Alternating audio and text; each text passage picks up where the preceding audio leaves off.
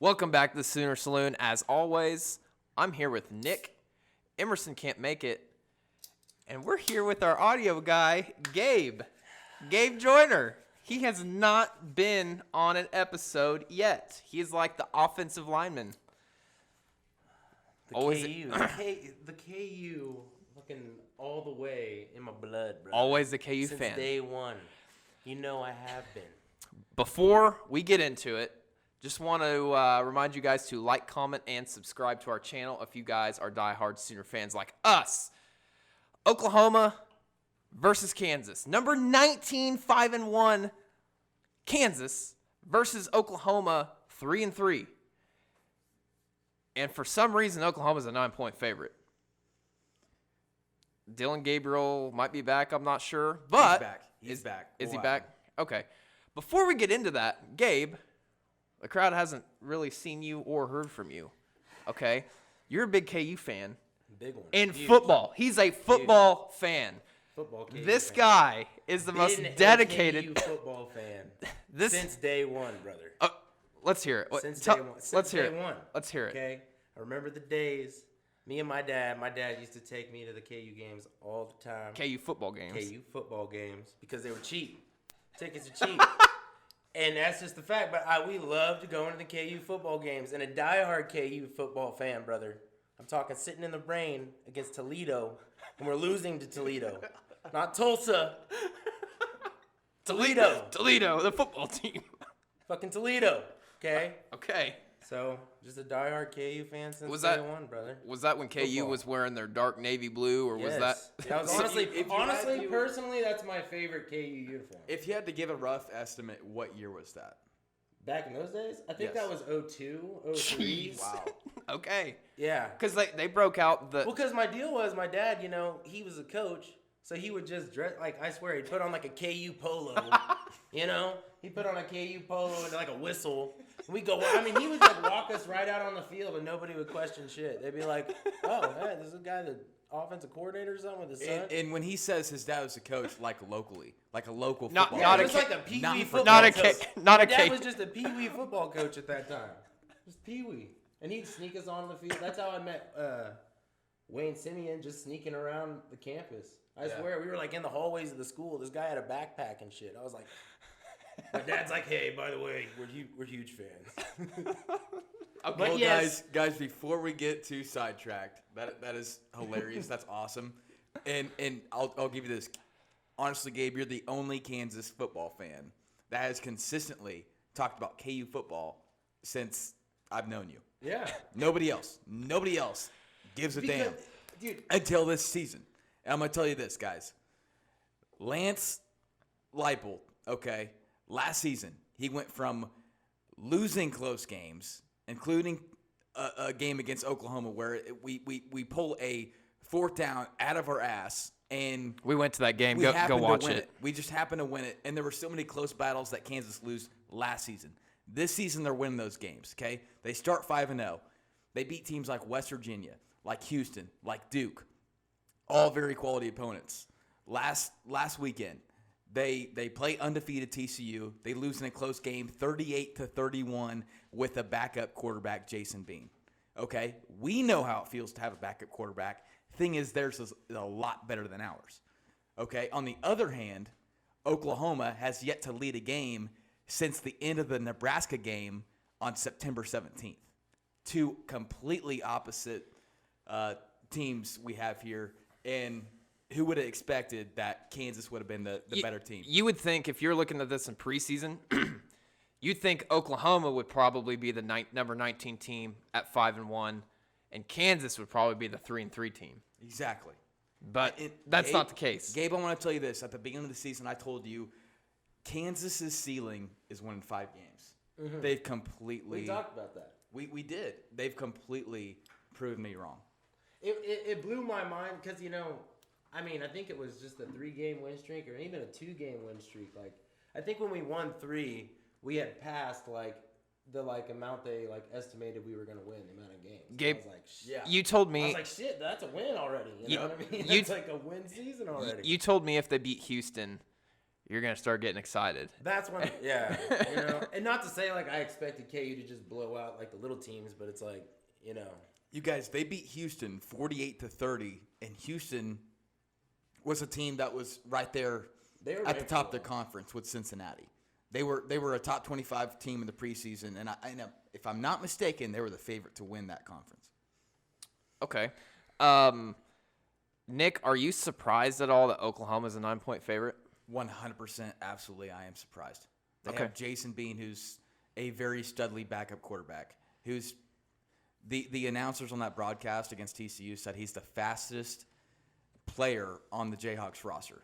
He may not cut like Jalen Daniels, but he is track speed, and I know he had 4 touchdowns, 1 interception. Gabe, I know you weren't too thrilled about the interception he had, but when you can come into a game as a backup quarterback, as a senior, he has experience. A 5-year senior, That yes, I didn't know he's a 5-year senior. Yeah, he's a 5-year senior, and I thought that was, that's a big deal. That's why when I heard that, I was like, I'm not that, crazy nervous him going out there. You know what I mean? Because he's played for KU. How long has he been on the roster? All 5 of those years, I'm pretty sure. Yeah, and he started against Oklahoma last season. Gave us a hell of a run. Yeah. Nick, what are you looking at with the Oklahoma offense versus the Kansas defense? Okay, so Kansas has some really quality players. Okay, Kansas has been my second most watched team because of Gabe here. That is legit. That's no shit. We link up on Saturdays. We love college football. We come and watch it. KU's playing, OU's playing. We're there watching it. Mm-hmm. Kansas defensively, they have a corner who has really stood out to me, who is a great coverage corner, and that's Kobe Bryant. He got a pick 6 to seal the game against West Virginia, and then defensive end Lonnie Phelps, number 47. He has been dominant all season long, and I want to say he's got about 6 sacks, and it's up there top of the list in the Big 12. And Kansas runs a cover 4 defense, and they've run it for the past 2 seasons. They're not going to come out of it a lot, but Oklahoma has to establish that run game. On first and second down, you have to win those battles. Okay, you have 5 4-star, 4-star recruits on that offensive line. If you can't push around guys on that Kansas D line, and I'm not saying they're bad because they play physical and they have one of the best run defenses in the Big 12 right now. I think they give up only about 100 yards a game, if that. I'm just saying, Oklahoma has to establish themselves early. They have to score early. If we get behind the chains, if we're on 3rd and long, it's going to be a bad day. Long day. It's going to be a bad day. How is Dylan Gabriel going to respond? Maybe with the time off, he can kind of regroup himself, get him on the same page as this offense, kind of work on those overthrows. Running backs, I don't care if it's Gray, Major, or Barnes. Those guys have to establish themselves on those first and second downs. Wide receivers, you have to have Marvin Mims have a big day. They're gonna be playing cover 4. They're not gonna want to get beat deep. So those RPOs are gonna be big time. Maybe Stoops will get involved, but same thing goes with Jalil Farouk, DOEs. Wide receivers have to step up, have big days, especially Marvin Mims. So it's just going to be interesting to see how much this offense clicks early. So, Gabe, do you have anything to say to that?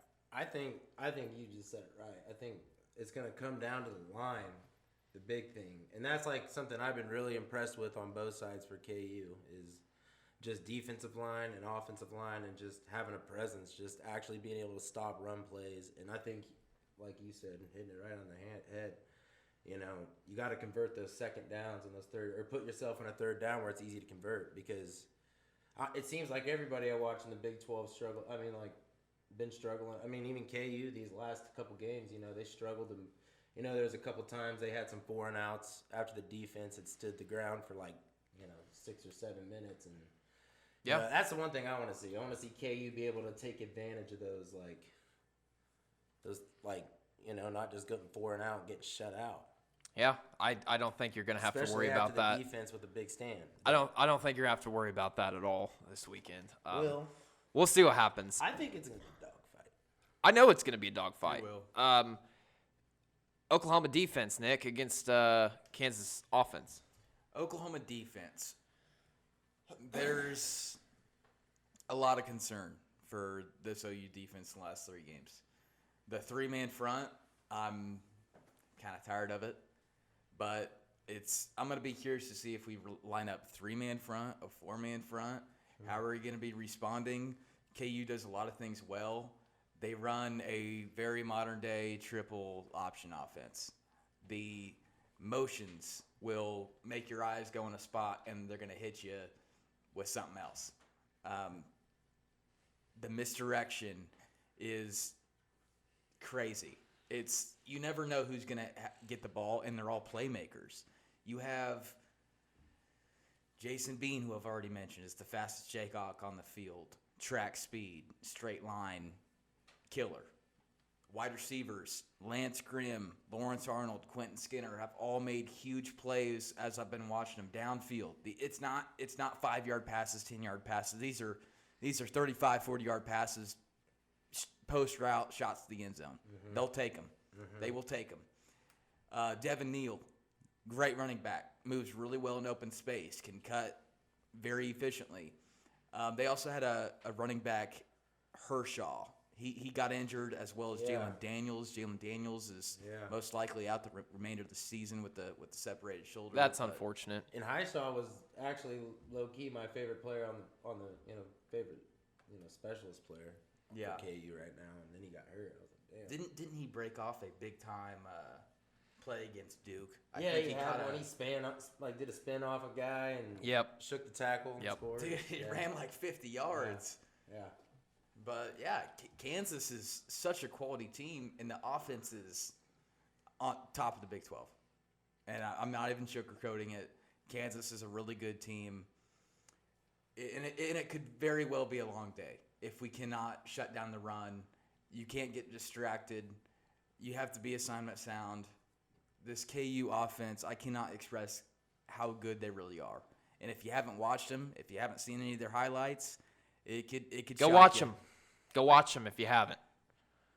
You got anything to say on that? Just like jeez. Barking spider back there. Just like Nick said, with the wide receiver, that's the thing with KU is like at first I was thinking, there's a couple balls get flow out. I want to see wide receivers step up for KU because like they had a couple that they were letting go, but then I noticed, what's his name? The long tall guy from KU. Skinner, yeah. He had a couple catches, man, where he put his body on the line for him. You know what I mean? And that it impressed me, and that's what I like to see. I think getting in that groove, you know what I mean? Because I was that was the big thing with Jalen was just I wanted to see him shake a little nerves. And that was what was sad that he went down because he didn't even get a chance to shake those nerves.